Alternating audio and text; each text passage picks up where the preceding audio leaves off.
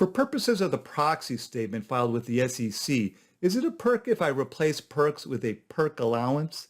Today on Zippy Point.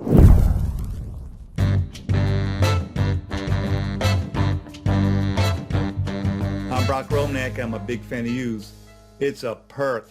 The SEC has made clear that companies can't avoid a perk characterization by setting up an allowance for perks rather than paying for the perks directly. You know, like maybe you did for your kids when they were 8 years old. Actually, there is zero correlation between a perks allowance and a kid's one. My mind just went there, so please ignore.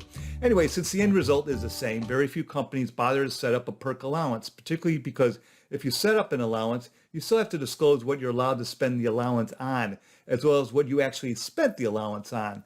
So setting up an allowance does not solve an optics issue for the executive or the company, so why bother to do this? It looks like a slush fund. It's better just to give cash to the executive as a bonus, provide a salary increase with no strings attached.